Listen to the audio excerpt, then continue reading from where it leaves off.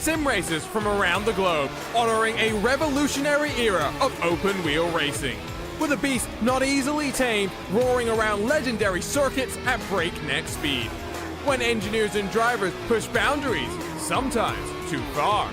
When heroes muscled roaring beasts wheel to wheel around the hallowed ground.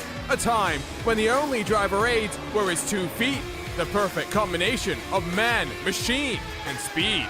Experience the competition and the glory of early 80s IndyCar action. The Lionheart Retro Series presented by Next Level Racing starts now.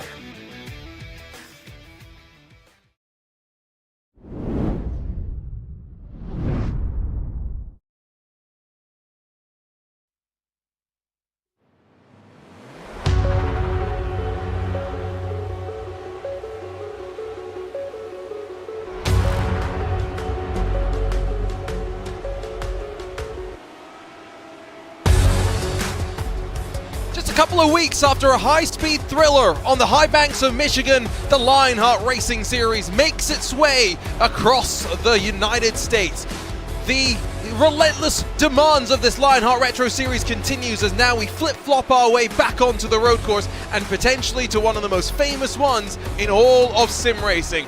Welcome to the Monterey Peninsula and welcome to the Gomez Sim Industries Grand Prix of Laguna Seca, presented by Butt Kicker. Hello everyone, delighted to have your company once again here on RaceSpotTV as we get set for what is bound to be an enthralling 56 odd laps of racing action. My name is Arjuna Kankipati, delighted to have your company here today, and let's dive straight into our Butt Kicker pre-race show. Coming hot off the heels of a dramatic victory for Chris Fowler over at Michigan International Speedway, it's back to the road courses, and this time with one where you can see from these on-track pictures as the drivers get their final moments of practice under their belts, there is really no margin for error. A look at the Next Level Racing schedule as we work our way towards what will be a relentless 6 rounds after this to crown a champion, leading of course in towards 2024 and to January the 18th and the Gomez Sim Industries Championship 250 presented by Next Level Racing. After this, of course, a short track, and it's 2-week separations for the most part until we get towards December and Road America, and then almost a full 3 weeks before we go short track racing for the penultimate time. Do note, of course, 2 ovals to round out the season. How will that play out? You see, Triple Crown, of course, Auto Club's going to take center stage for so many drivers looking to wrap off their seasons. Going to be very interesting to see how they get on in what has become a staple of Lionheart competition. The Next Level Racing driver standings continue to tell a familiar story, and that is, well, Sean Campbell breaking away at the front of the field. 4 victories so far this season have propelled Campbell to this margin, and it's remarkable to think that his only pole position came in the very first round of the championship. David Sirra has jumped in front of Michael O'Brien for second, but only by about 3 points or so. They've started to build a bit of a buffer, though, to Mike Razmath, the defending series champion, who is now maybe being locked into a battle of his own with Phil Kraus in that Team Talent machine. Matt Taylor, Tyler Graff, Chris Fowler, and then Cristobal Valenzuela and Alex Guyon, new entrant into the top 10, complete the points as we see them on the screen. HyperX team standings, and well, no change in terms of the ordering, it's all just in the margins where it's still Nezumi Graphics LC1 and 2, the MadWorks crew leading the sister team, Raven Lavoie Motorsports, still trying to hunt down a second Nezumi Graphics squad, but with Backfire Motorsports as well as Unacceptable Racing still very much looking over their shoulders. 40 Raceware SRT Black, Team Talent Elite West Racing, 40 Raceware SRT Chrome, and then the Graphics LC Nezumi Special. That's just a 2-car entry. A lot of these teams are 3-car entries running down in that 10th position. And of course, some of these teams see partial schedules as well. We saw, of course, a rookie leading the overall driver standings, and so Sean Campbell leads the butt kicker rookie standings as well. But really the story behind is for the likes of Sam Fontaine, Christopher Hill, Matt Wagner, Dan Sagers, Drew White, Jeff Hysong, Andrew Wood, and Bruno Miranda even. For those that can find some success out there on track, there are still very much valuable points to be racked up. And yes, Campbell and Kraus have the quote-unquote rookie tag next to their name. The rest of those names by no means have shown a lack of speed in their very first campaigns in the Lotus 79. And of course, that is our vehicle of choice in the Lionheart Retro Series as we take a look at the Gomez Sim Industries Series details. It's the 7th season of this wonderful series that combines the Grand Prix layouts that, yes, this car was designed to tame with some ovals, and we always show just how frenetic and entertaining the racing can be just turning left. It's the 10th year, of course, of the Lionheart Racing Series, and all the drivers compete with a custom-fixed setup, so slightly equalizes the playing field. It's all down to the 2 hands, the 2 feet, how the drivers can work from there. They're fighting for their share of $3,600 in cash and prizes.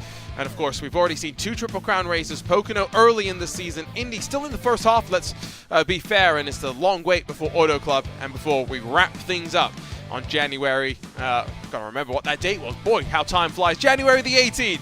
They're all, of course, trying to dethrone Mike Razmas, but the defending team champions, MadWorks, of course, now with the Nezumi Graphics LC prefix on their name, still continuing to lead the mark there. The arena event details. Boy, after a white knuckle ride at Michigan, yes, it's a maybe warm welcome to some to this road course on the Monterey Peninsula, but the under 2.5 miles at the WeatherTech Raceway Laguna Seca very much will not have any room for error, and maybe unsurprisingly only has someone from outside the pole position taken a victory lane, gone to HyperX victory lane, but it's always been drivers from the front row being able to work their way on forward, and we are expecting attrition to be high here with no more than 7 cars finishing on the lead lap in the 3 previous attempts at a race here. And you have to go all the way back to season 1 to find the very closest race. That was 3 odd seconds, the margin, all the way back 7 years ago. Here's a look from up above, though, at this WeatherTech Raceway Laguna Seca. You don't really get a good sense of the elevation, and boy, after being there a week or 2 ago, I can tell you personally, that climb up through the corkscrew, it's a climb. If you're brave enough to walk, I would suggest riding your way through Rainy Curve, which is towards the end of the lap, the sweeping left-hander just after that corkscrew. That's now up the very top of your screen. But don't be fooled. As much as the corkscrew has become known and feared for many drivers, it is ultimately a relatively, quote-unquote, simple corner. It's the corner before it. Turn 6, that is fearsome and unforgiving, and if you make a mistake there, boy, you're going to be in a world of hurt. The drivers are already on track for their qualifying session. They fortunately get the track to themselves and don't have to worry about the perils of traffic and instead are focused at the task at hand. Before we join them, it's time to thank all of those that make this possible, starting with HyperX. The Lionheart Racing Series is powered by HyperX, makers of premier gaming gear like the legendary ultra-comfortable cloud line of gaming headsets. Whatever you play, however you play, HyperX knows we're all gamers. For more information on HyperX products, visit hyperx.com. Next Level Racing is an industry-leading cockpit and motion simulator manufacturer devoted to creating the most immersive experience possible for the global sim racing community. Take your racing to the next level and visit nextlevelracing.com. You're passionate about sim racing, but it always feels a little flat to the feeling of driving a real car. Now you can actually feel what it's like to drive a race car. Buttkicker haptic hardware and software are easy to install and let you feel every bump in the track, slip of your tire, and engine redline. The tactile feedback is so accurate and realistic, you'll be driving faster and having more fun than ever before. Visit thebuttkicker.com to learn more. If you think sim racing is thrilling, try getting behind the wheel of a real race car. The BMW M4 GT4 experience at the BMW Performance Driving School in Thermal, California puts you in the cockpit of one of BMW's fastest cars, complete with roll cage and racing slicks. You'll get fitted with a racing suit, practice pit stops, and lap their track with pro instructors. Nothing virtual about their thrills. To book your M4 GT4 experience, call or visit the links on screen.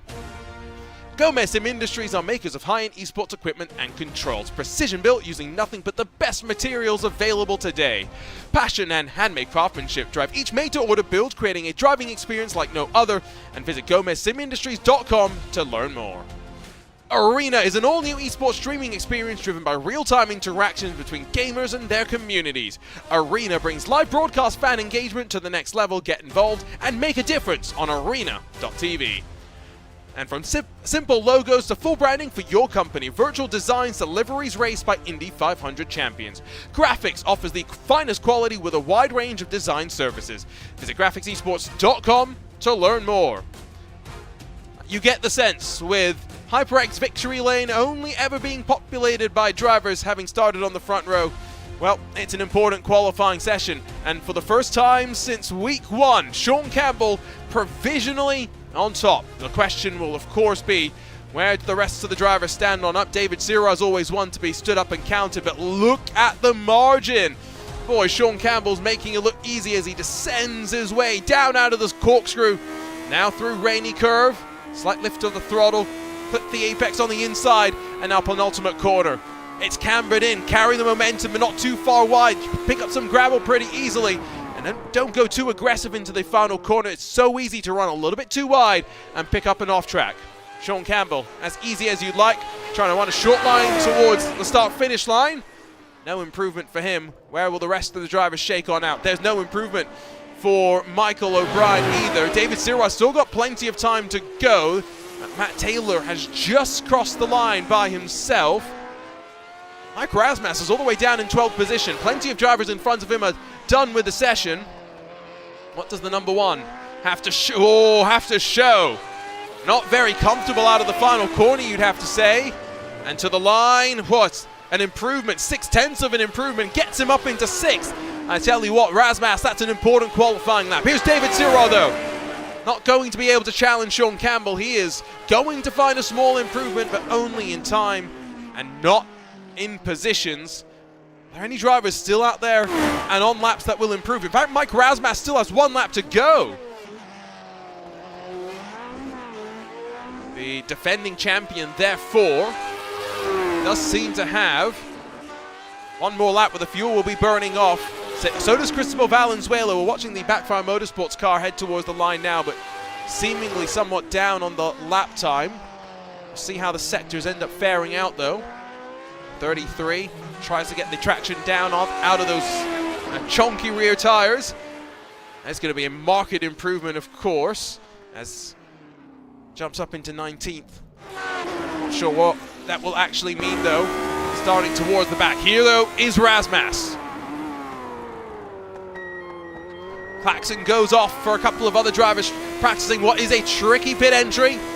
The number 1 machine to the line and finds even more time. It's 3/10, and it will be in front of George Sandman, who returns to the Thursday nights, but not in front of David Sirra, who holds on to what you think might be a very important 4th position, although it is on the outside of the 2nd row of the grid. So Sam Fontaine is still out there and practicing. Jimbo Pfeiffer is out there and setting some qualifying lap times. Hasn't actually been able to throw himself onto the board just yet. This will be effectively with not enough time remaining to get around to the line once more. His only lap time in the session. And so 54, 1:17.084 is going to be faster than Matt Telder. And so 21st is where Jimbo Pfeiffer will line up. That, though, is all drivers done and dusted. Timing.RaceSpotTV if you want to follow along with today's race. You can see where your favorite drivers are over the course of what is expected to be a 2-stop race. Fuel mileage could see drivers go as long as 26 laps, but with the window going that long in a 56-lap race, there's ultimately a mandatory pit stop that will be served. You'd assume that drivers want to actually try and minimize the time they spend in the lane. Michael O'Brien within 0.3 of a second of Sean Campbell at the end of the qualifying session. Is that going to be enough? Well, we're about to find out. Almost ready to go as we near the final 6 rounds of this 2023 Lionheart Retro Series. It's here on the best coast of the US from the Monterey Peninsula that we go racing for the first time in 3 years. Let's take a look at how they'll line up at today's butt kicker starting grid. And so for the first time this season, since the first race of the season, say hello to Sean Campbell, fastest of them all in the qualifying session. And of course, HyperX Victory Lane's only gone to pole position's only seen HyperX Victory Lane once. Michael O'Brien might be in a very good spot with second having entered Victory Lane twice. He's got his teammate, the Nexumi Graphics LC Madworks number 8 and Matt Taylor alongside David Zero behind on row 2, while the defending champion Mike Razmas rolls with the Raven Motorsport 06 of George Sandman. Great to see the Sandman back in the running order here today. Down in 7th, Chris Fowler, fresh off the victory, of course, over in our most recent round of the series, the butt kicker Michigan 200. He rolls with a fellow Nexumi Graphics LC machine, David Rodriguez, who's known for being able to stretch out some fuel. Some new colors for Tyler Groff in the number 98. He's got Sam Ryman, through the rest of your top 10. It's Alex Guyon, Seb Alexander, 11th and 12th positions with Richie Hearn, Christopher Reagan, Jim Herrick, Samuel Fontaine's back in 16th, and then Rodrigo Munoz and Craig Forsyth. Some of your final drivers with times on the board. It does go back though to Valenzuela, Hardin, Pfeiffer and Telder, and then Hugo Gallus in the Backfire Motorsports number 57, the only driver with no time onto the board. Sean Campbell's already jumped into the YouTube chat. I think that tells you maybe how confident he feels about today's race. They are perched up, getting ready to run a full formation lap here. Let's say another little complication to add to the strategy mix. 2.2 odd miles, 3.6 kilometers is this track length, and now some time for them to get the temperature into the tires as well. Remember, 56 laps our race length here today. Not expecting safety cars, but it is a possibility if things do go rather dramatic, and we do know how things can end up being dramatic down through what is technically turn number 2 at the Andretti hairpin, because of course corner numbers never logical, are they? Never logical. We've got 23 Lotus 79 cycled up and ready to go. We've also got some featured onboard cameras to run you down through. Let's start with Richie Hearn in that number 70. Carrying with him, he's got butt kicker riding over his shoulder. Sim racing is better with butt kicker. Visit thebuttkicker.com. Just in front of him, in fact directly in front of him, it's Alex Guyon, who rides with Arena, a new streaming experience for esports. Come and get involved and make a difference on arena.tv. Chris Fowler carried Donate Life to HyperX Victory Lane a couple of weeks ago. Can he do so again? Learn more about organ, eye and tissue donation and register today at donatelife.net. And up towards the front, maybe in the catbird seat, it's Michael O'Brien in that number 45. The Kiwi, whatever you play, however you play, HyperX knows we're all gamers, and HyperX is always ready to game alongside Michael O'Brien. So down into the corkscrew they will go. Pace cars building some separation because they're somewhat sensibly getting single filed before they will double file back up again. Who do you think's going to come out on top? If you're watching on RaceSpotTV, jump into our YouTube chat and let us know. 56 laps on the deck, 26 lap fuel window. Pace car off and away. And for the second time this season, the field left in control of the points leader as Sean Campbell heads us out of the final corner. Competition, commitment, excitement. This is Lionheart, and this is the start of the Gomez Sim Industries Grand Prix of Laguna Seca, presented by Butt Kicker.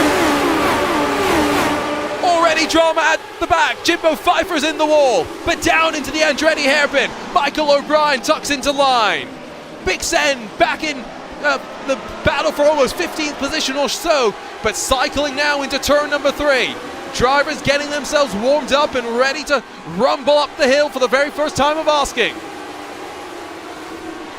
This the old quote-unquote version of Laguna Seca. It has not been repaved like it was earlier this year, and we saw some frenetic racing when the American Open Wheel competition came here just a couple of months ago. That's side-by-side Richie Hearn and Alex Guyon costing each other some time out of turn 5.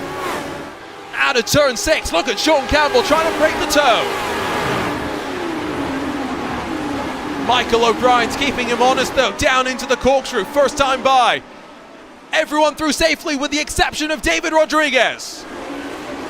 So Jimbo Pfeiffer hit the wall coming out of the final corner. David Rodriguez tangles with the corkscrew. Everyone else safely through at the end of the opening lap. But it is Sean Campbell that converts pole position to the lead at the end of lap 1. Michael O'Brien trying to keep him honest. Look at the shot down out of the Andretti hairpin. We'll just see the line as it rumbles. Gonna see a big send, do you think, from Richie Hearn? Backs out of it on Alex Guyon. It's Seb Alexander that slips up the inside of Sam Ryman in the 63. Got Sam Fontaine in one of the other 40 racewear cars that's perched up behind the 63 now. Heading out of turn 4. Short 400 on meter run here. Where you're on the brakes and then up the hill. Oh, as Fontaine almost runs into the back of Sam Ryman. Doors not open to those behind.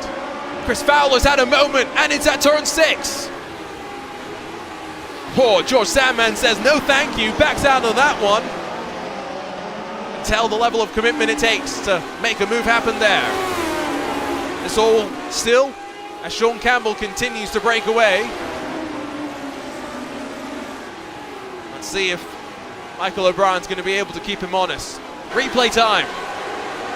First Jimbo Pfeiffer, who I think's having some technical woes. Hits the wall slightly, but might have gotten away with it. What happens to David Rodriguez, though? First time of asking up in towards the corkscrew and loses it under the brakes. Has to then wait what must have seemed like an eternity. Oh, it's on the downshift. You can hear him clutch it in, trying to save some fuel until it all comes unstuck. Listen one more time. Slight over-rev of the engine tells the story. Is Jimbo Pfeiffer still having technical woes? Nope, that's just a slight little unsettling of the car on the downhill part of the corkscrew. And credit where credit's due. Holds on to the machine. Still out there on track. This is expected to be about a 70-minute race. These drivers already almost 4 laps in. O'Brien has dropped about 1.5 seconds back now. Still a long way to go. But you think that Campbell's not saving any fuel. See who the fastest laps are. Campbell has it right now with a 1:14.836. His last lap was actually a 6:26, and that will be faster.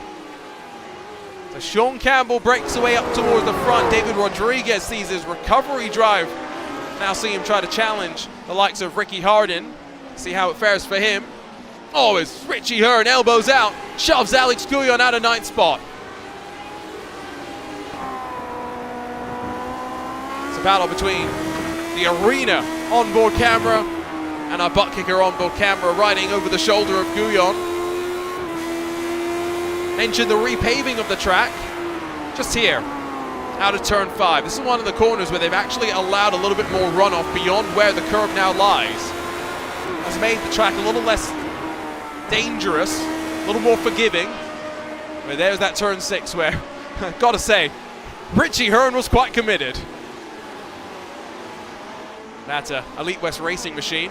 It's already up 4 positions. Did feel it was maybe a slight misplace for Richie in terms of qualifying. Expected maybe a bit more from him. He might be a fun look now to try and close on George Sandman, though, as I think it was Chris Fowler up the road, just ran a little bit close to the wall. Campbell just continues, though, faster, faster, faster. 14.4 last time by, but Michael O'Brien did end up doing a 1:14.481 at the stripe within 600s, and that is a full 6/10 faster than Taylor in third. So as it stands right now, we're seeing small gaps somewhat between the field. It's Sandman and Fowler that have the biggest separation, about give or take 2 seconds now between them as they funnel up once again, compressing out of turn 6.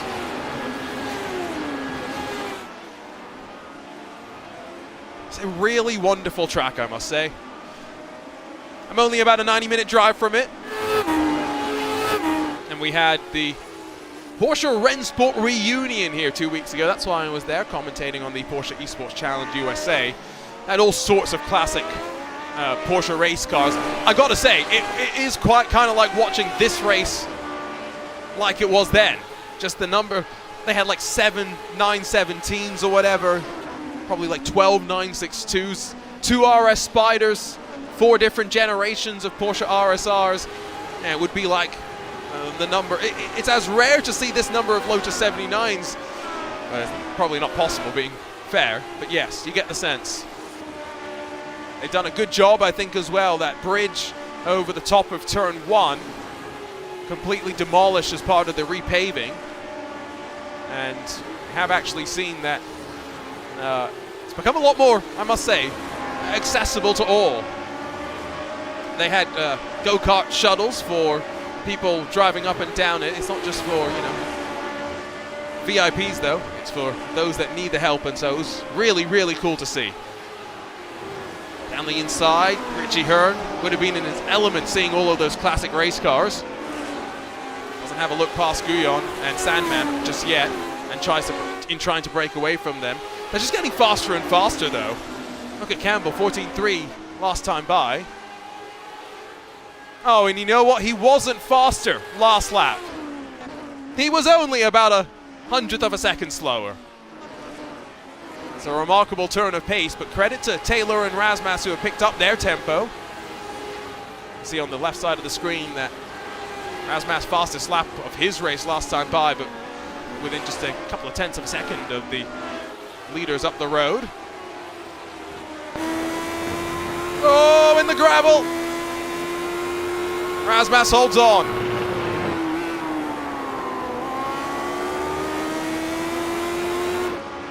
That was a nervy moment, I gotta be honest. Don't necessarily think that was the wisest of calls. But with the margin up to O'Brien slightly opening up, I can see the urgency, I can understand the reasoning.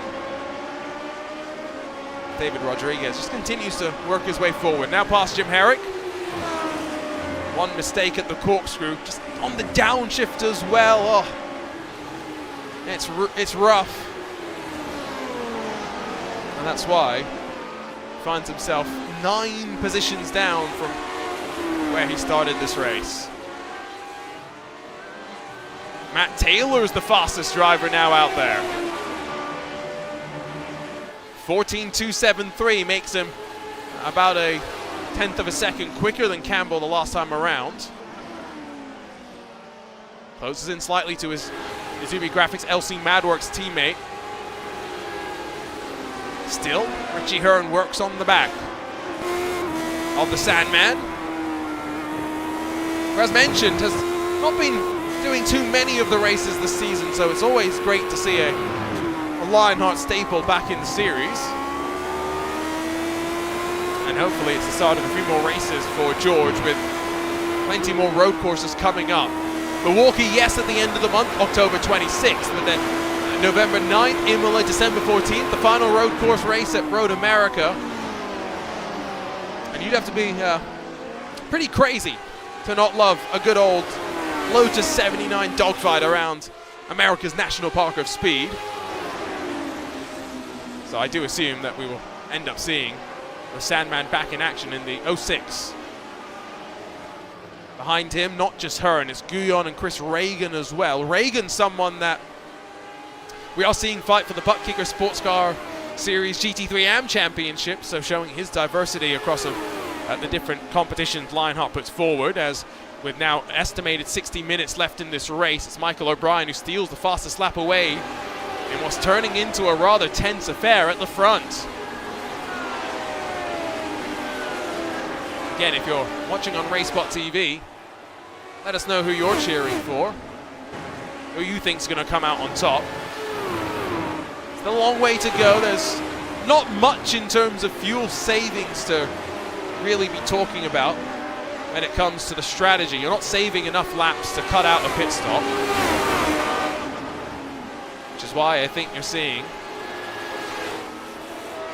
the trading of fastest laps back and forth up the very front of the field. A couple of cars down through the corkscrew have started to pick up some gravel and cut the inside part of the downhill. You can see the tire marks being left. There'll be a slight concern as the gravel gets brought onto the track. Sean Campbell, purple, 1:14.229. They're trading these markers now, back and forth, back and forth. O'Brien at a 2:60, so he was only a couple of hundredths off. To be fair, I must say, Laguna Seca is maybe not known for being the best racetrack in the world, but it does always lead to close encounters through the field. David Rodriguez on his recovery drive has just gone past Cristobal Valenzuela, and he'll be close as well to getting past Rodrigo Munoz. Chris Reagan trying to close back down on Alex Guyon, who's lost time to 8th and 9th, who we've been tracking for the last handful of laps. Here's Rodriguez once more. Fontaine the real target, I would assume, for now. Let's see, under the VP Racing Fuels bridge that so many spectators will drive on to head onto or into the track itself. Slightly different entrance for where a lot of the teams will come through. Sam Fontaine's made a mistake just in front of these drivers through the corkscrew. Down the inside, Rodrigo Munoz already curves, not a passing opportunity. And David Rodriguez is going to be thinking, can I grab the 2-for-1 special heading on to the pit straight? Munoz to the inside, going to compromise himself off the corner. Plenty of power they're trying to put on down. Fairly equal, running up towards the line. Rodriguez in the graphics LC machine bullies his way to the inside. Munoz gives him plenty of room, but the Backfire Motorsports car loses out to his teammate as well. Valenzuela is going to get on through. Munoz for a second thought about fighting, realized, you know what, not smart. Backs out of it, tucks into line. These drivers 30 seconds off of your leaders. Increasingly, there is some separation now starting to be built. Campbell's getting ready to finish another lap. Rodriguez, in comparison, not even to turn 6. We are halfway through now, or so, this fuel run.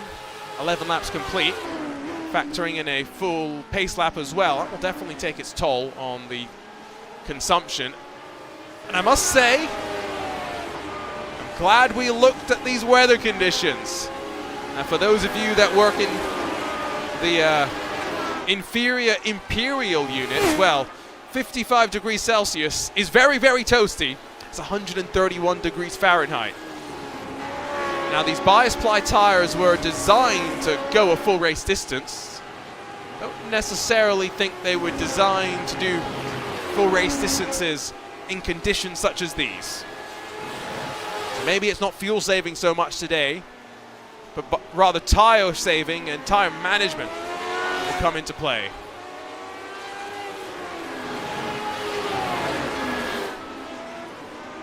Last week's race winner, Chris Fowler, is in 7th spot.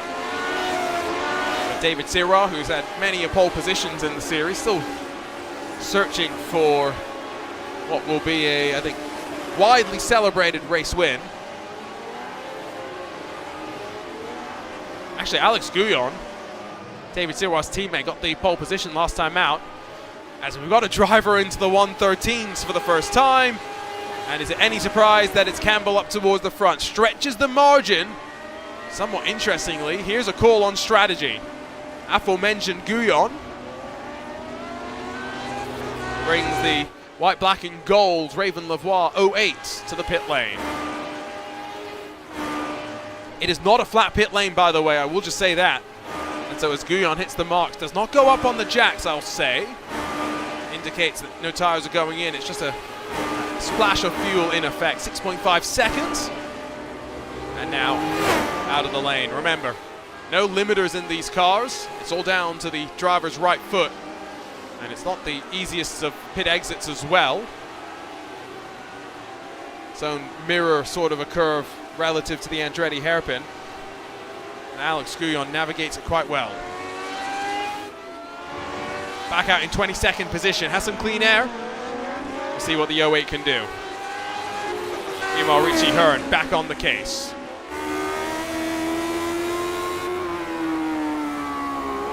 Just listen in to the engine here.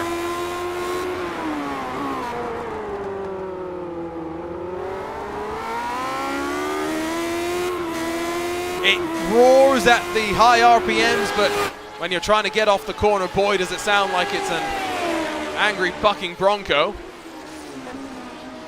Richie Hearn, surely fairly familiar with these sort of machines. Most recently went racing at the Indianapolis 500 back in 2007, which is really not that long ago. Qualified his way into the field on bump day to finish 23rd.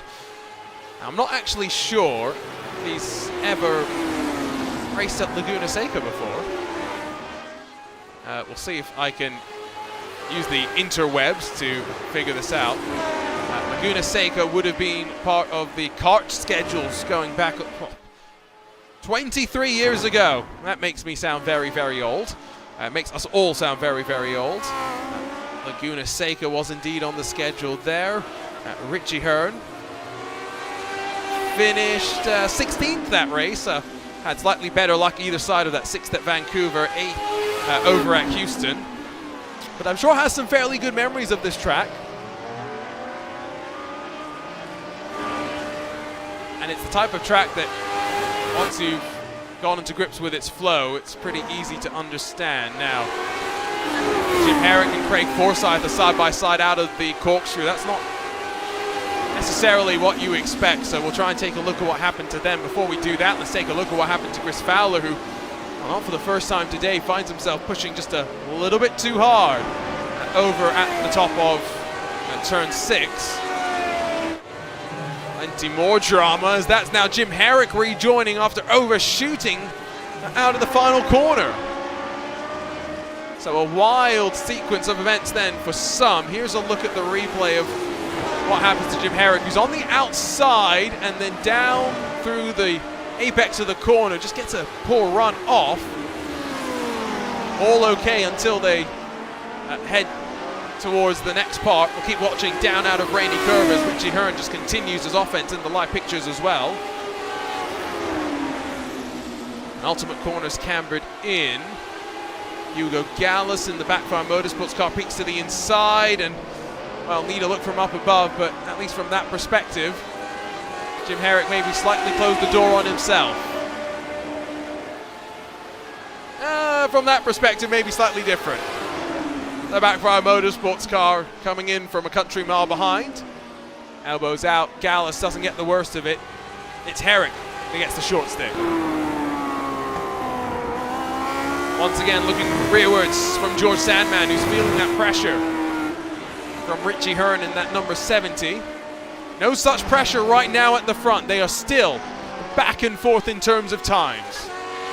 You want to know how much split them last time by? Left side of the screen. 0.003 of a second, ladies and gentlemen.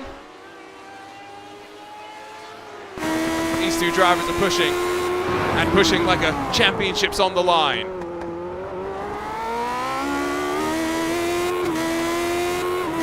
HyperX onboard camera takes us for a lap around the WeatherTech Raceway Laguna Seca, down in towards turn number 1. Run very wide, you can get away with it. down through the gears, and patient on throttle. Want to pick it up in one smooth, continuous motion. 250 meters before you flick it to the right. Be careful of that sausage curve on the inside. Don't want to find yourself running over it. Really maximize your run out of turn 4. Look at how Michael O'Brien runs himself to the limit of the gravel.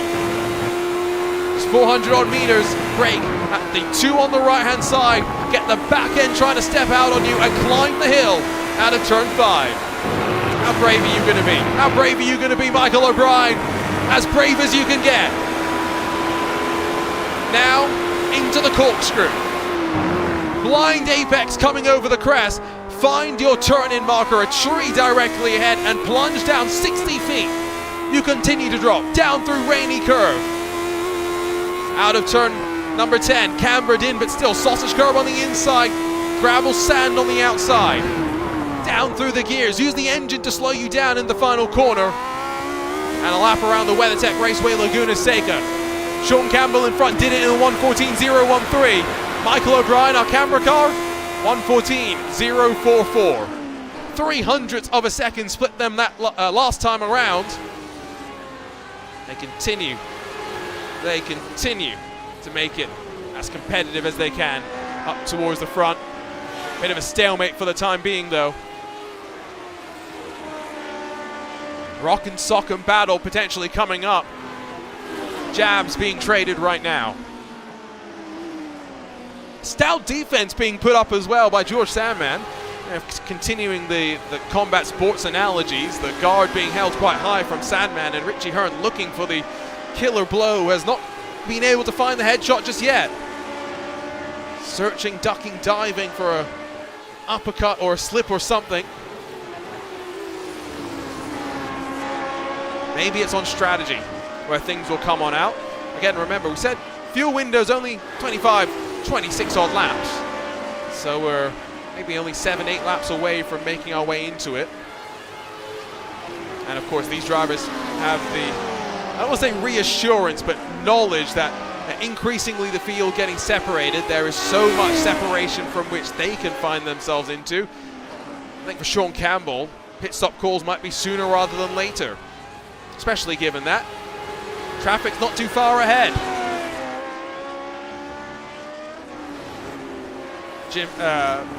Not Jim Herrick, excuse me, he's just headed down to the pit lane.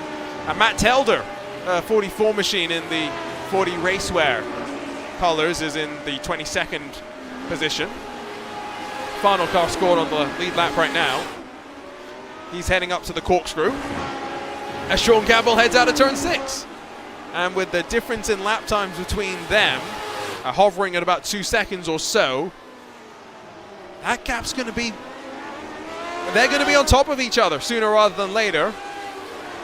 Someone in the YouTube chat, I did read this slightly earlier and it made me chuckle. I'll never forget the day Sean Campbell played a tower defense game and won a race on iRacing. Dude gets so bored. Indeed he does. And he's so versatile no matter what we put him in, right? On Monday nights in our Butt Kicker Sports Car Series here and the Lionheart competitions, Sean Campbell has a 100% record right now. Has not won one race this season. That was a race that he missed. He's got pole in every other race, led almost every lap along the way. And oh yeah, he's been doing that as well after jumping out of an LMP3 car and then into a GT3 machine on Mondays now over the last handful of weeks. We've seen him as well in the likes of the IMSA Esports Global Championship. Will be interesting to see where else we see him. Finally the move though. Richie Hearn gets it done. It took about 20 laps or so, but he's up to 8th position.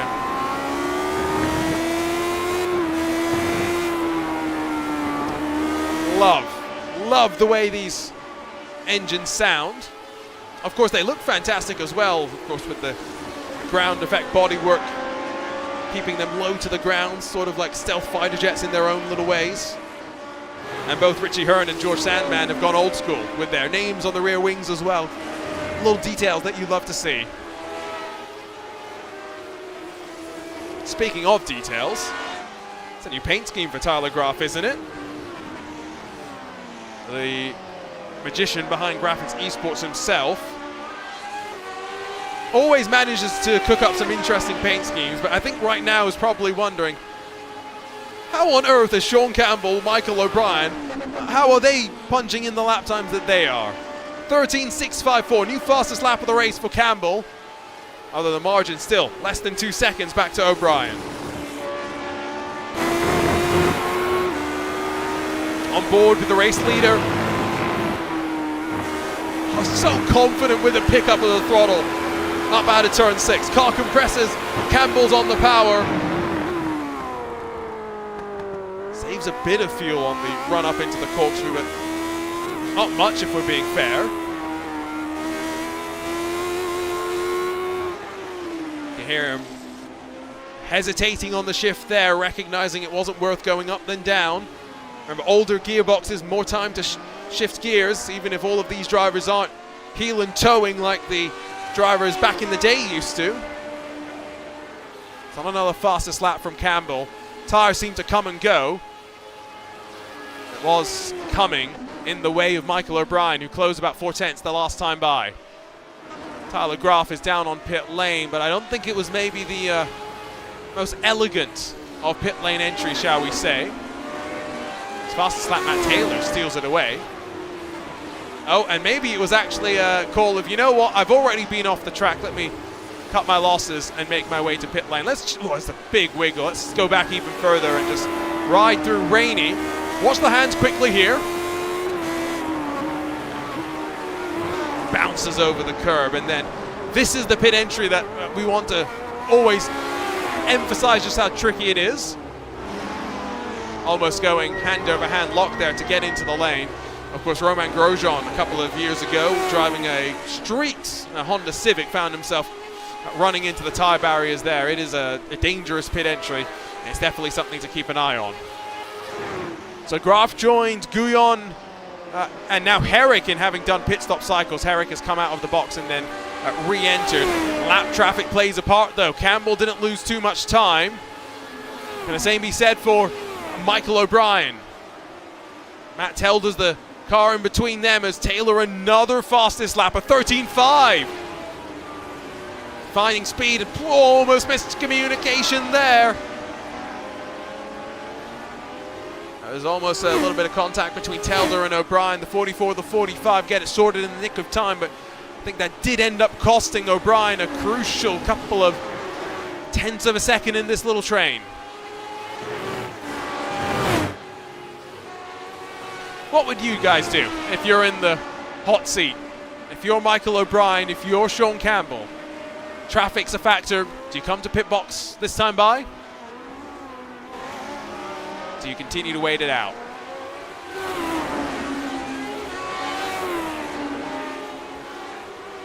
Well, Campbell loses a bit more time, this time behind Hugo Gallo, so I think peels off and away to pit lane. So as a result, neither driver is going to come on in. But let's look at the times, crucially.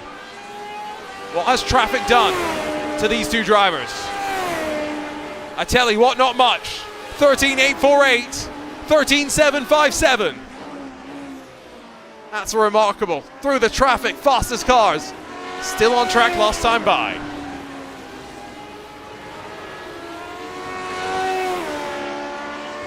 Clinic being put on right now, although Matt Taylor keeping his name in the equation.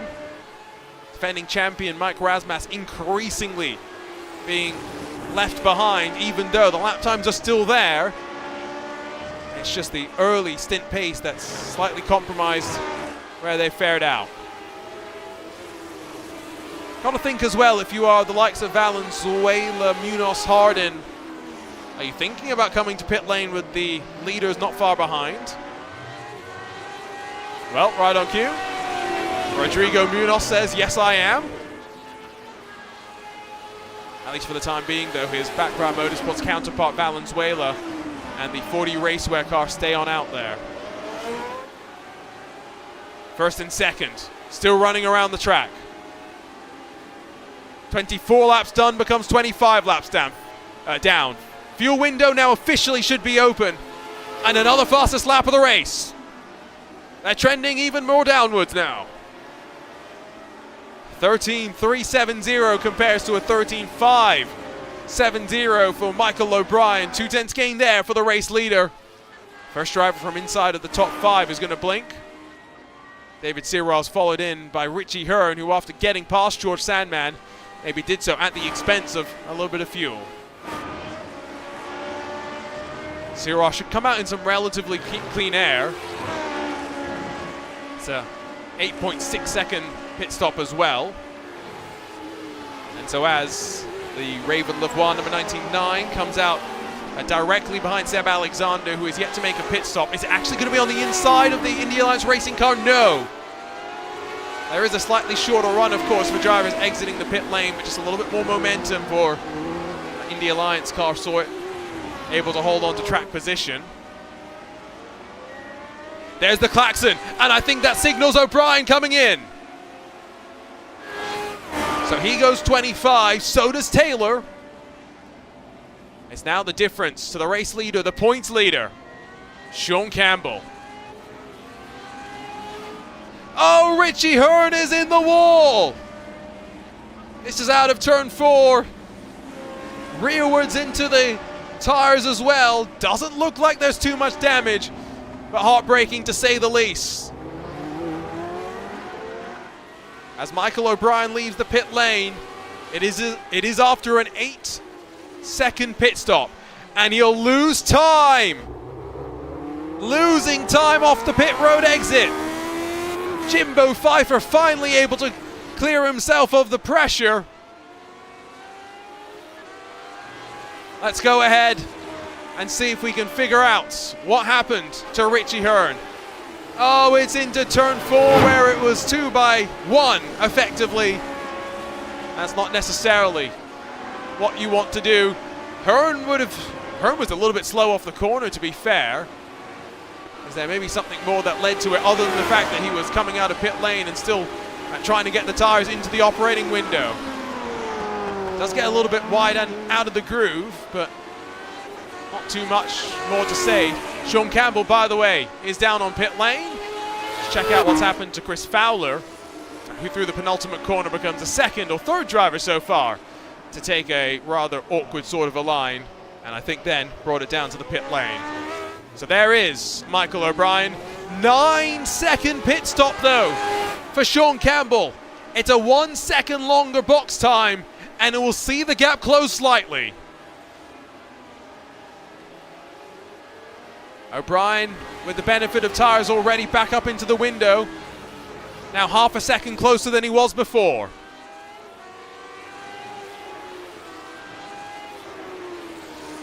Richie Hearn and Sam Fontaine has already been reviewed by race control. No further action has been the determining call. And don't tell me we're about to see some deja vu.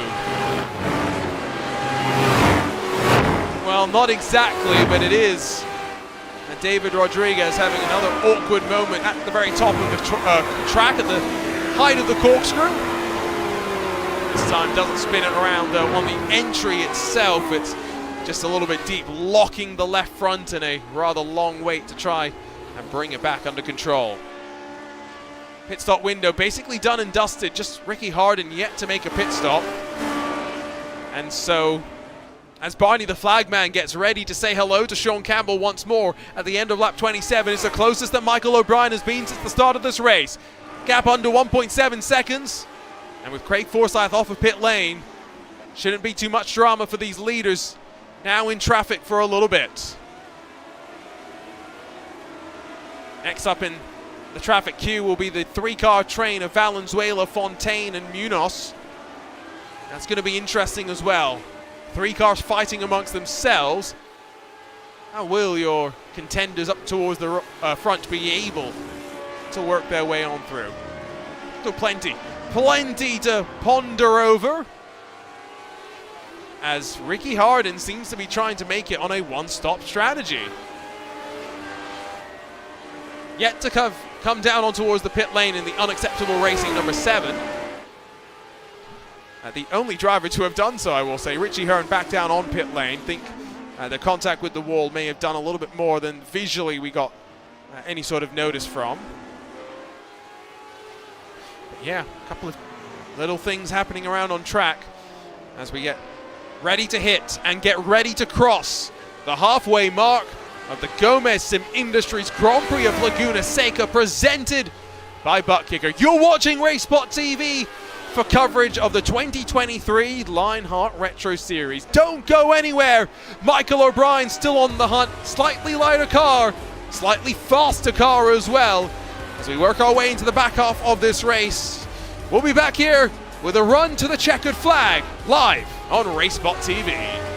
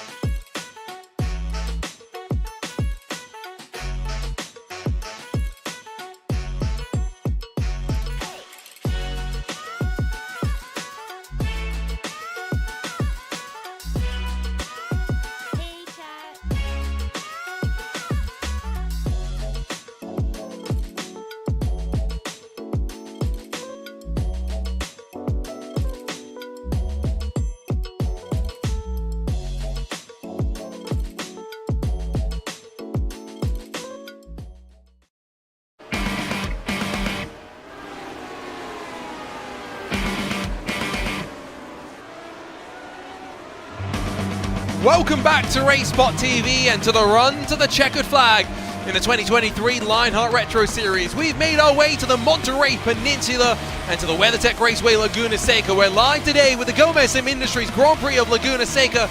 It's round 16 on our run to the championship. Hi folks, Arjuna Kenki Party on hand with you to cover all the action, with now just 26 laps left to rumble. If you're just joining us, boy, have you joined us at a really intriguing time. The gap for the race lead has come down to under a second, and it's now heading off into a battle in through traffic.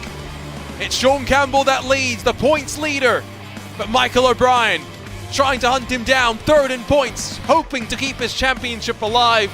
There are some major stakes on here. And of course, with the very nature of the Lionheart Retro Series mixing in the roads and the ovals, this is a crucial battle where track position is so important. Sean Campbell gets past one, Michael O'Brien does so as well. It's down out of the Andretti hairpin, in through this opening section where things continue to be close. They did have slightly different pit stop times last time by. Sean Campbell went a lap longer, put a little bit more fuel into the car. You would assume maybe therefore is going to have a slightly shorter stop in the next phase of the race. They're all pulling away though from those behind, including the likes of defending series champion Mike Rasmussen up the inside of some traffic in through the very tricky turn 6, clatters over the sausage curb.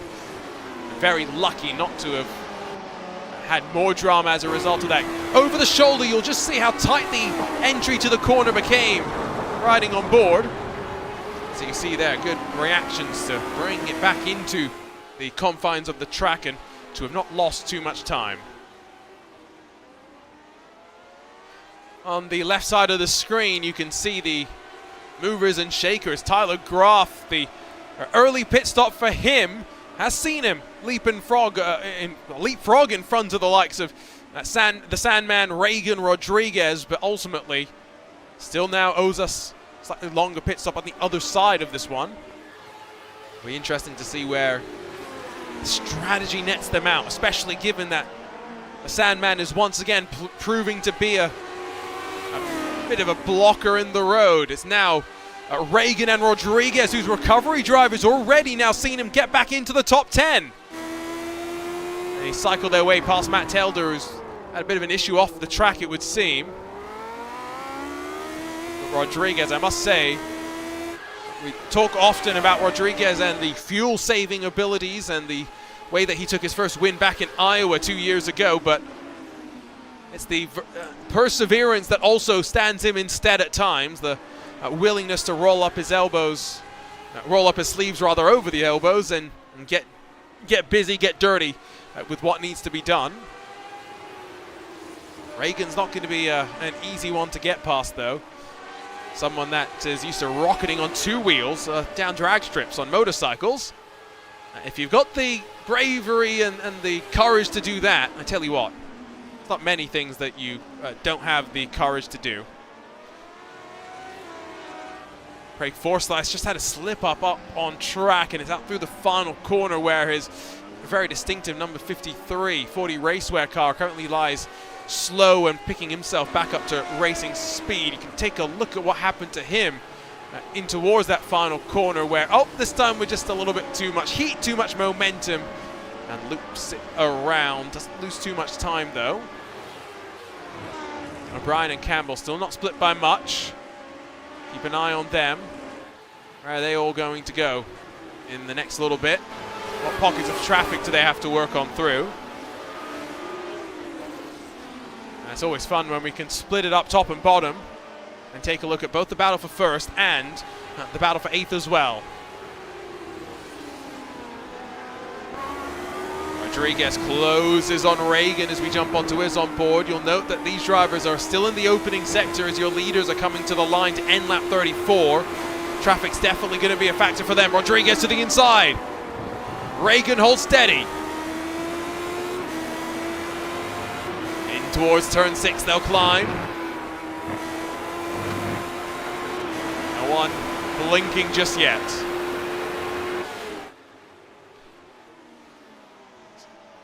Three of them split by, give or take a couple of tenths of a second. Guyon not too far back either in the second Raven Lavoie 08. What's going to happen to these drivers?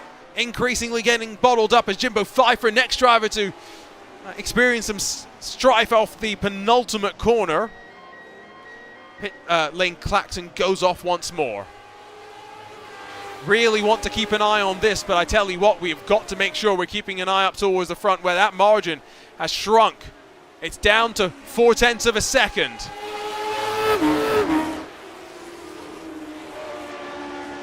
Michael O'Brien has never had an easy win. 14 pole positions, 4 victories to that. He's always quick, always rapid, always forced to bring the dog out of him in these little fights. Closes under the brakes. Next time by will be 20 laps to go. We're in the fuel window if anyone wants to pit and make it to the end. But realistically, we do know that these cars get lighter as the fuel burns off, of course, and therefore faster. Rocket ships at the end of the run. You do typically tend to see drivers try and go as long as they can. It's a glorious sound as well, I gotta say.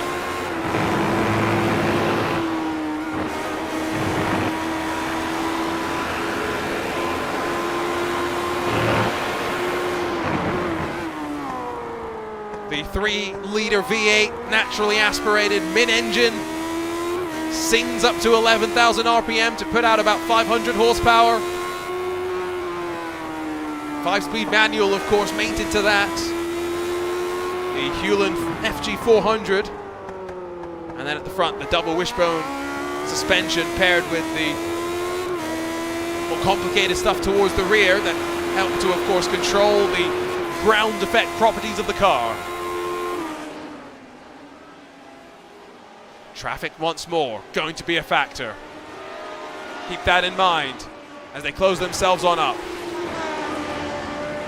Reagan got very close to the back of George Sandman. No one in this group encouraged to make a dive just yet. There's Guyon. Every lap passes by, he gets closer. The Sandman a little bit wide down out of the corkscrew. Maybe not as tight to the apex as those trying to follow would expect.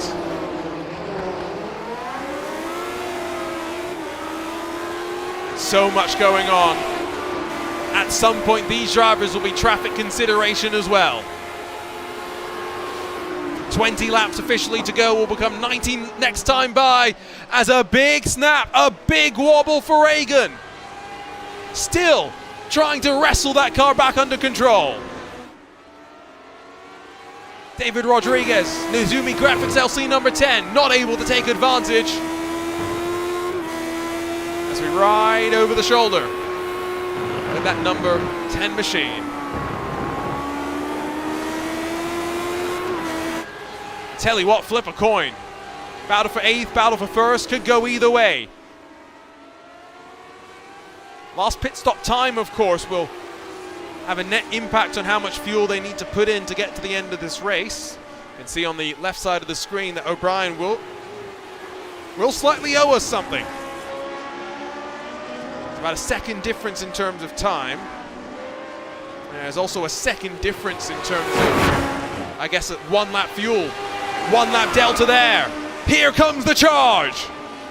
In toward the corkscrew, the site of Zanardi's great move all those years ago. Could it be the site of a great move from Michael O'Brien, not on the 38th lap of this race, but the closest that he's been. Camera pans on over to where Chris Reagan's finally gotten in front of George Sandman. Next up, trying to get on past Rodriguez, will want to make short work of this. Gets a really good run out of turn number 4 and to the inside out of turn 5. The Sandman can do little. Rodriguez up to 9th.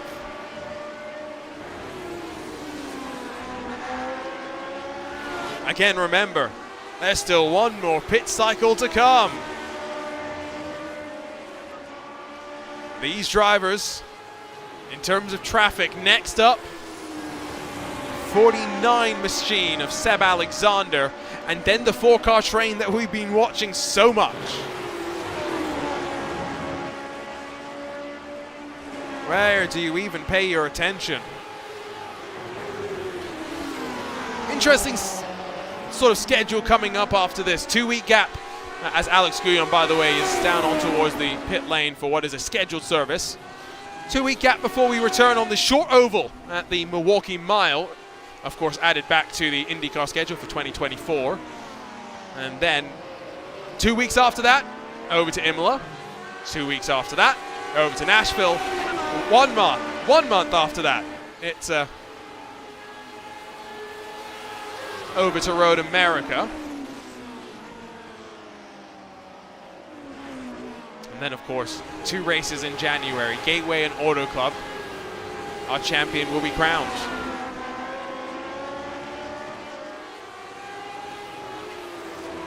I don't think I've been this nervous for quite a while. At least watching these Lotus 79s on a road course. Look at the margins that these drivers are leaving themselves to the limits of the track, lap after lap. Being about as brave as you could hope for. And once again, O'Brien just closes once more. He lose sight of them down through the corkscrew.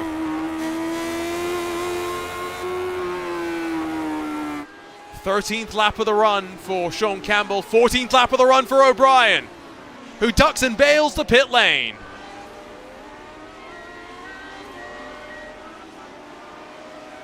A lonely transit time.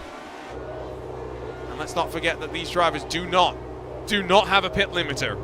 It's all down to their right foot and their control on the throttle. Important pit stop here for O'Brien. No tires going on. 5 seconds and counting. It's 7.2 total. Remember, 8 seconds in the first pit stop means O'Brien stationary for a total of 15.2. Expectation then for Sean Campbell is that we should see him stationary for closer to 6 or so seconds. We'll see how the strategy adds up in terms of math. O'Brien has come out in front of David Sirwa, such has been the pace up towards the front. O'Brien still 4th after the pit stop cycle complete. That is lap traffic in front of him though. Lap traffic as well for the race leader. Out of Rainy Curve, Campbell gets clear. Not poking left this time by. We'll stay out there at least one more lap. 16 to go, will become 15 to go. And Sean Campbell continues to just run 11.5 seconds clear of those behind.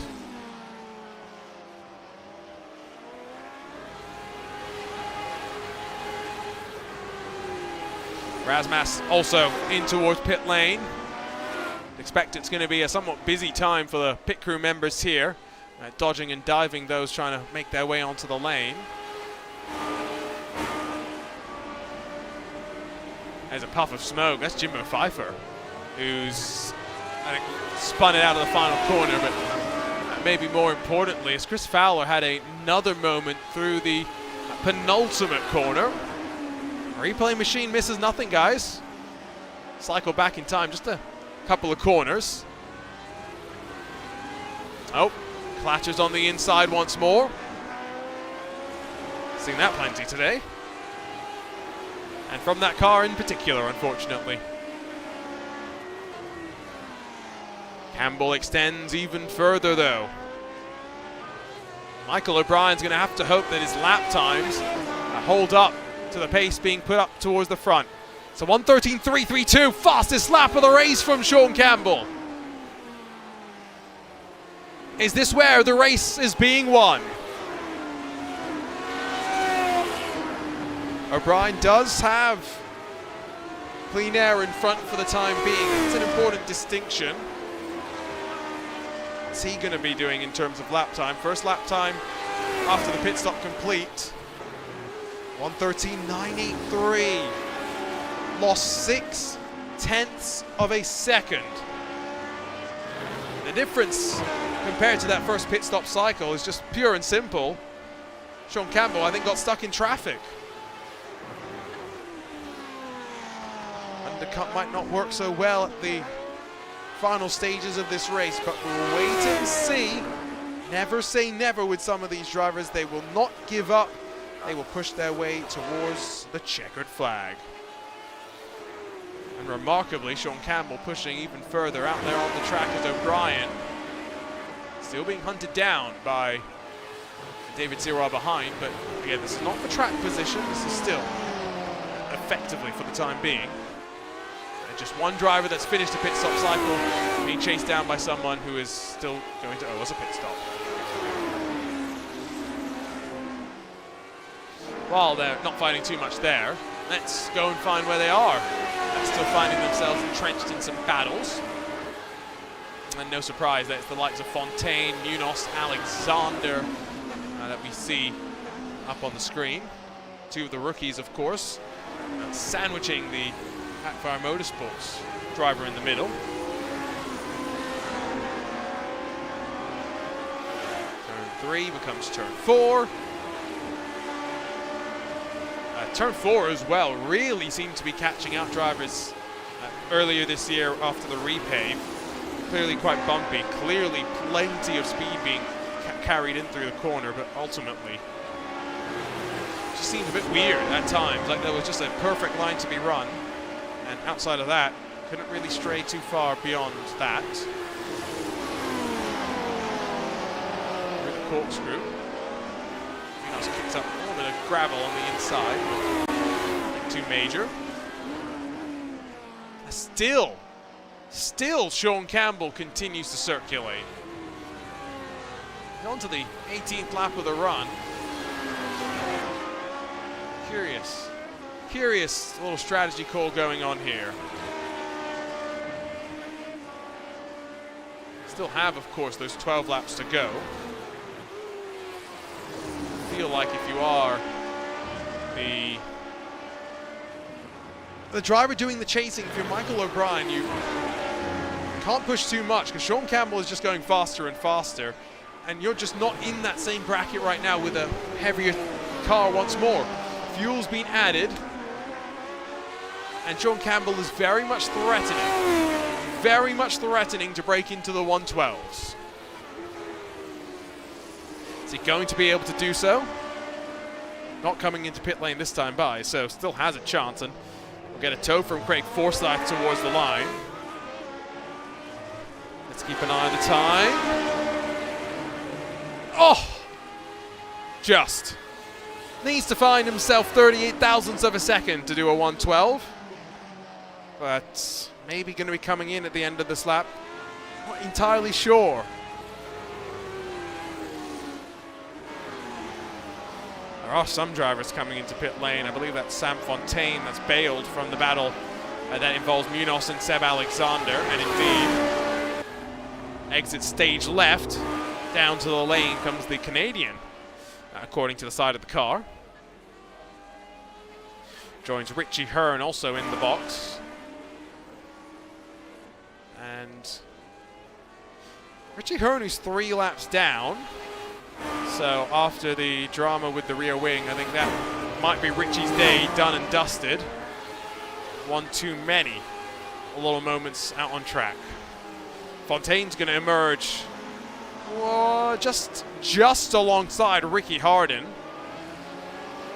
Might actually have a real serious chance of doing a no-stop strategy, but is still 1 lap down, and the last car scored 1 lap down right now. Always got to try something different. Doesn't necessarily mean it will always play out. Sean Campbell 5 thousandths faster than his last lap, still a 113, but a 113.033. 113.5 last time by for O'Brien, so still pulling away. Now our arena driver profile, Phil Kraus not competing today, but of course up there in the points. 15 starts, 10 top 7s, 6 top wins. It's a remarkable streak for Phil Kraus. It's kind of been win or bin in many regards. Perhaps his first win in his first start as well, back at the season opener at Homestead, Miami, the race coincidentally where Sean Campbell did take pole position, but of course an oval race, unpredictable things were to come. Sean Campbell put so much pressure onto Chris Fowler that Fowler has a bit of an issue through the penultimate corner while being lapped. Sean Campbell is now on to the 20th lap of this stint. Make that 21st. Continuing to tick like a metronome, you'd have to say. Is that contact?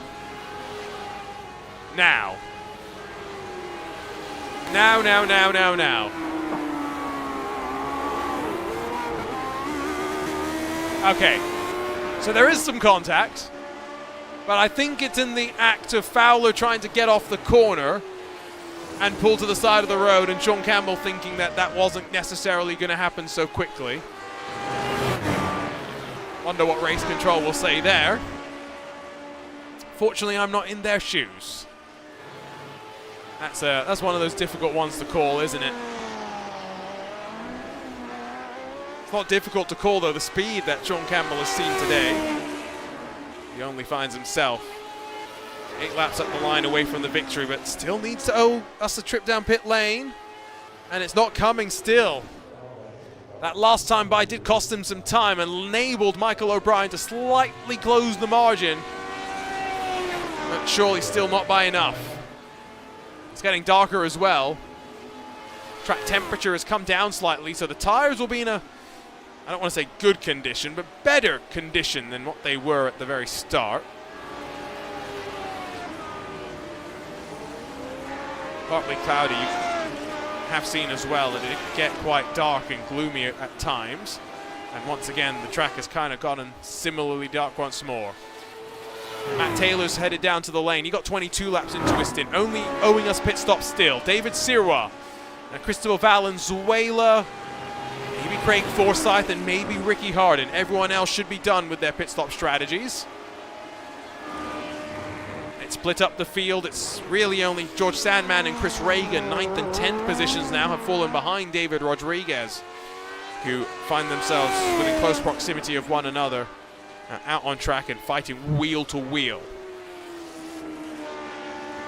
So would you come in this lap? Still no, is your answer. Now you can bring the fuel as far as 25 laps. You get the sense that for Sean Campbell, he probably wants to keep the car out there as long as possible, just knowing that we do tend to burn off the fuel, and there it is. The first 112 of the race. Sean Campbell is not here to play. Getting faster, and getting faster. Or is he going to cycle out in traffic? I get the sense probably a couple of seconds in front of Michael O'Brien now. That gap maybe going from half a second to maybe closer to 3 seconds. Not entirely sure. As Chris Fowler's day comes to an end, 2 weeks after the victory. He's been cursed enough, to be fair, at Laguna Seca, and he says, no, enough, gets out of there, especially with the oncoming traffic making its way towards him.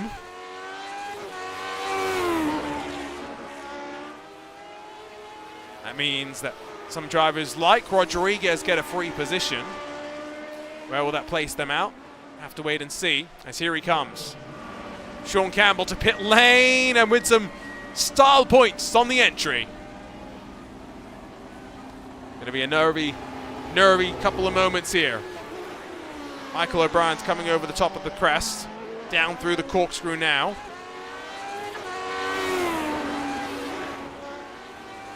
Sean Campbell hits the marks.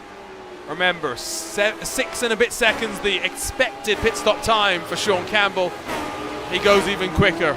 It's 5.6, and it's not even going to be close. Michael O'Brien is a good 7 seconds behind Campbell. 6 laps to go. Yes, it will close slightly as Campbell rejoins and gets his tires up to temperature and pressure. But ultimately, the margin favoring the points leader. Was there ever any doubt in the mind of Campbell? We'll find out, hopefully, in our post-race coverage from HyperX Victory Lane. Never say never, especially given that there's traffic to play its part. Michael O'Brien's gone around. Now, is this with traffic? Or is this by himself? There's no other cars in sight. Oh, it's a couple of pixels of the right side tires on the gravel, excuse me. And you just see here, it goes and there's nothing O'Brien can do. Almost at the same time though, if you're curious, Chris Reagan clatters over that sausage curb at turn number 6. Doesn't actually drop a position through that, but still. Come on. Not what you want. And not with 5 laps to go, that's for sure. Margin suddenly looks a bit more comfortable for your race leader, but let's be real, it was not a comfortable race. That first stint was something to behold. Second stint, somehow even better. It was ultimately just fuel and the strategy that helped Campbell assert himself at the front. And kind of then from there, on the back foot, only so much that O'Brien was realistically going to be able to do.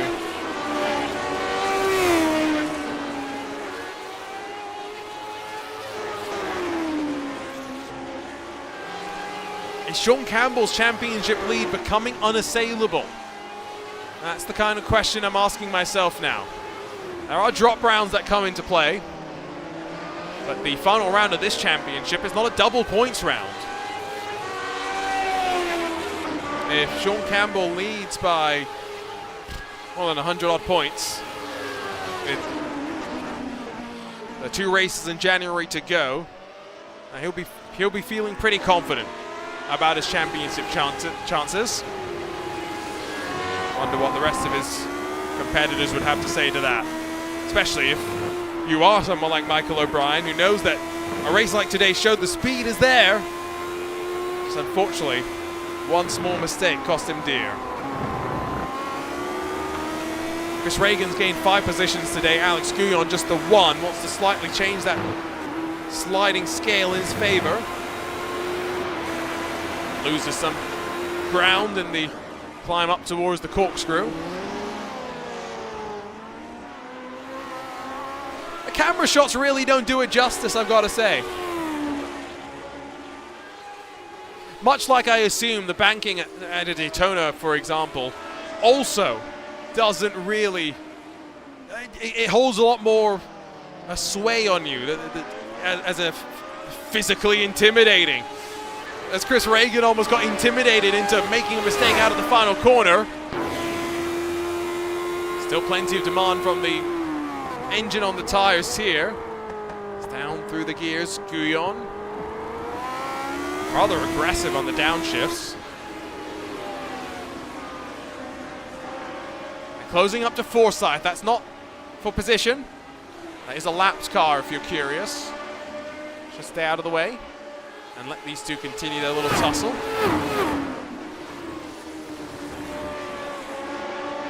These drivers, of course, not the very first one lap down. That's George Sandman in 8th position. But once again, trending to having just 7 cars left on the lead lap at the end of this race. Every single one of our races here at Laguna Seca has kind of ended that way. As don't tell me Matt Taylor has also made a mistake now. Nizumi Graphics LC Madworks pair, both making uncharacteristic mistakes. This one is through turn 4. Oh, it's the curb on the inside. And the right side, right front in particular, might have picked up some damage. David Siro's only 3 seconds back, excuse me, with 2 laps to go. Razmas inherits a podium spot as a result of the mistake. All as Sean Campbell onto the penultimate lap.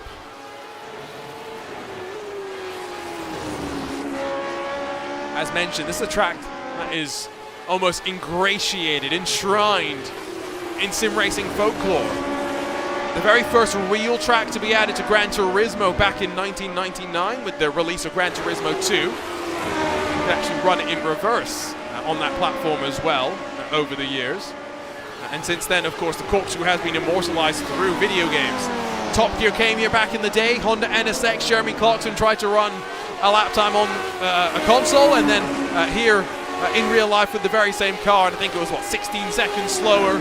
That's the scale of this track. That's the challenge of elevation like this. That is the white flag, and that's your race leader taking it, and taking it with another fastest lap. Oh, Sean Campbell just can't help himself. He's showing off for the sake of showing off. And now has 3/4 of the lap left to run. Behind him, in that opening sector, Guyon's dropped back. And maybe too far back from Chris Reagan in the fight for 9th position. Might take a mistake for things to be shaken around here.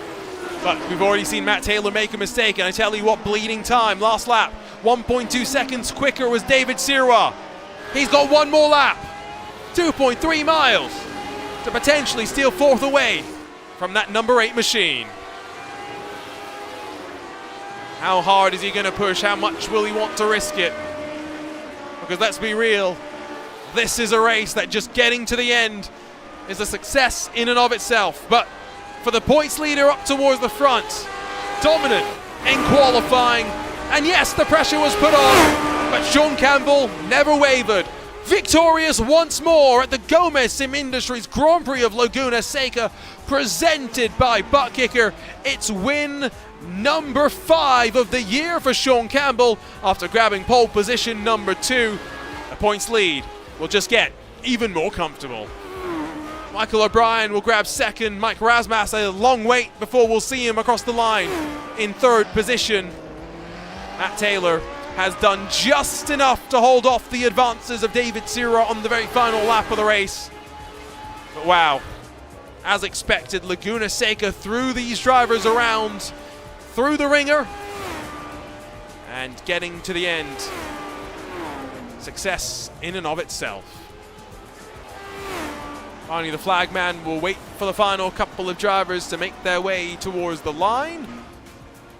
What a wonderful racing facility. This truly is old school in its nature. And yeah, even though those pesky people that bought a house here and then said, you know what, we don't like race cars going noisily around.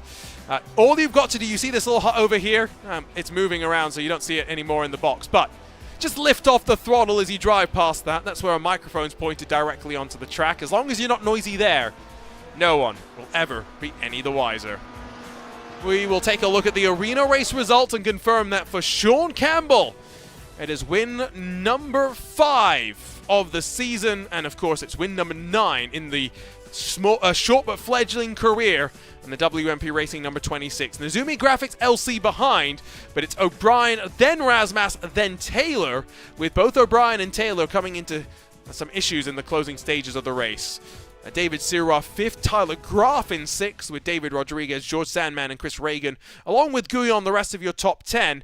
Only 7 cars scored on the leading lap. That includes Rodriguez, who recovered after his issue through the corkscrew on the opening lap.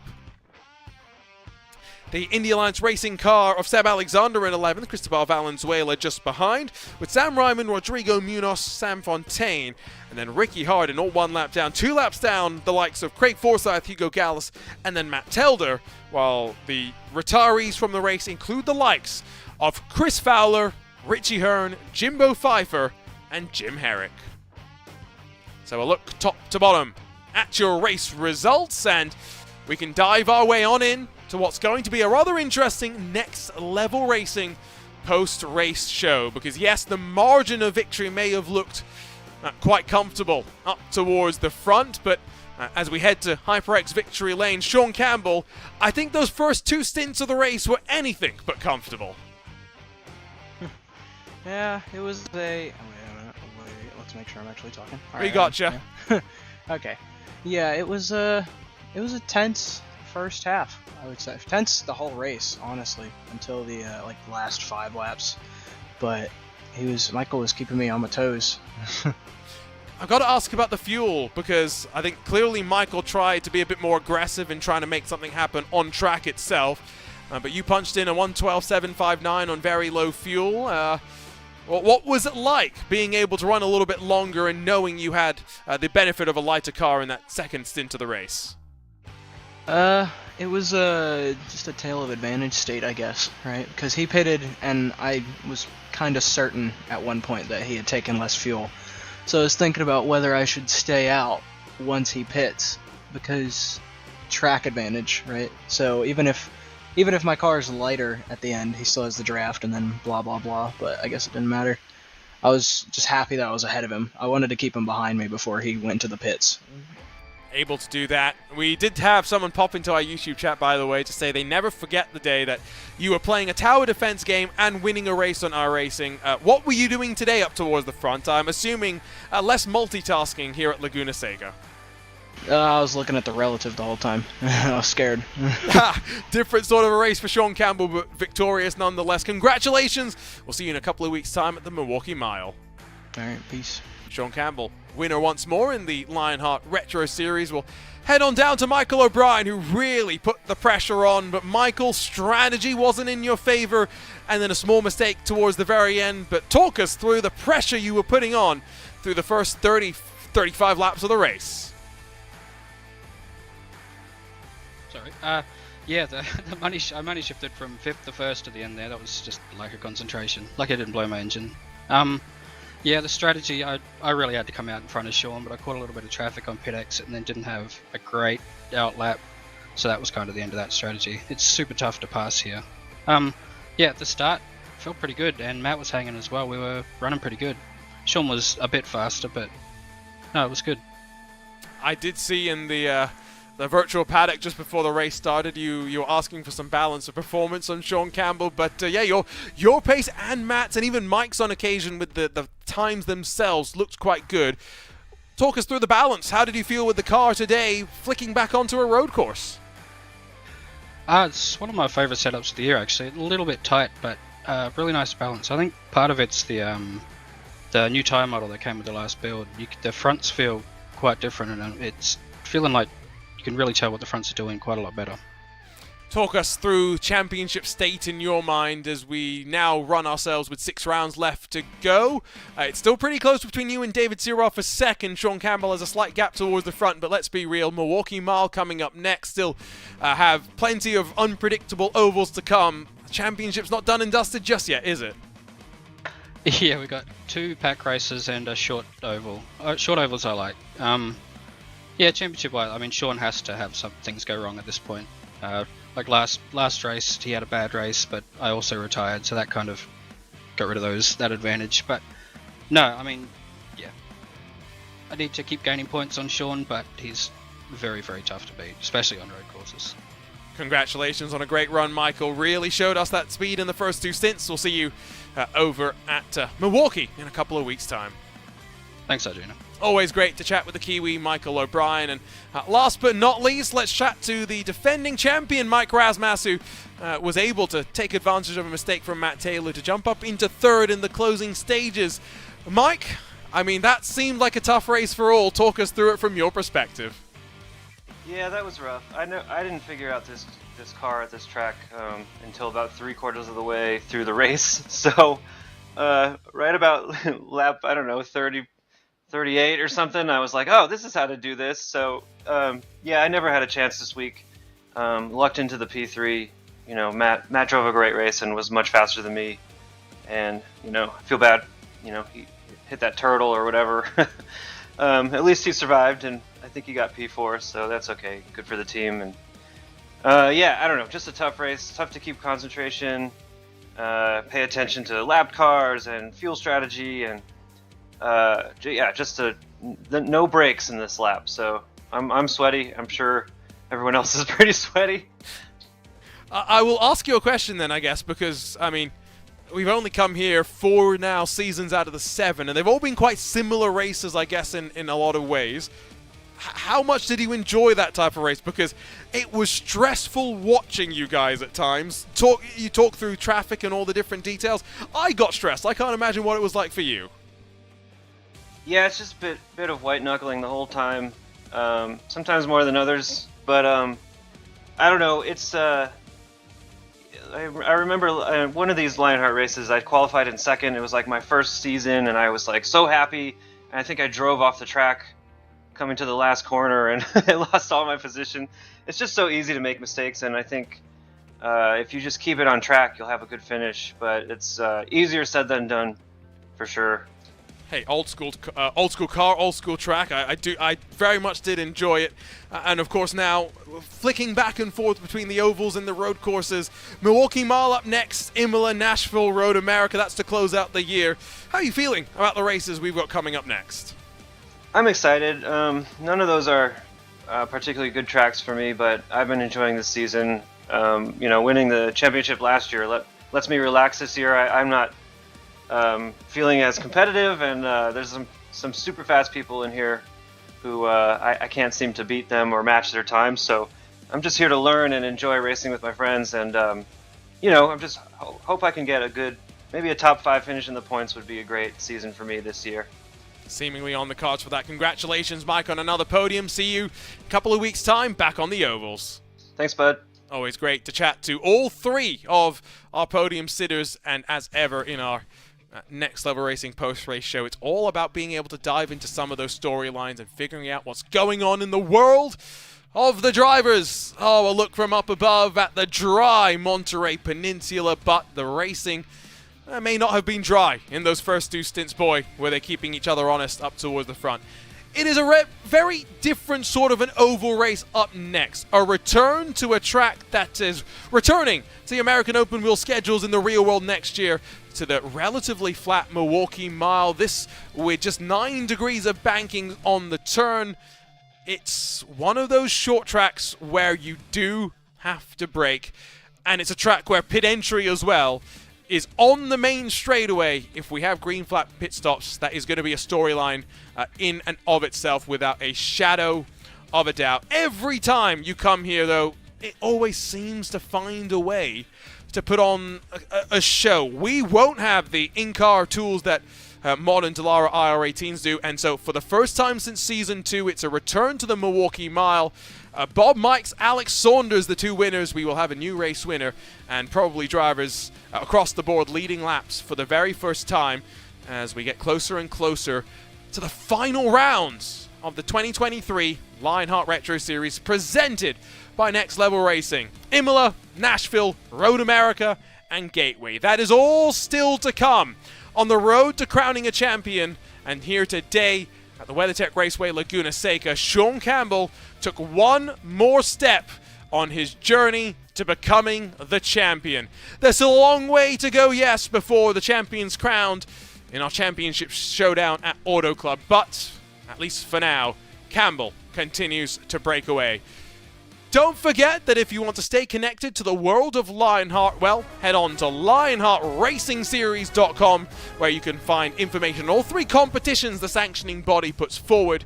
And you can make sure to stay connected on social media to keep connected to all the latest comings and goings within the virtual paddock.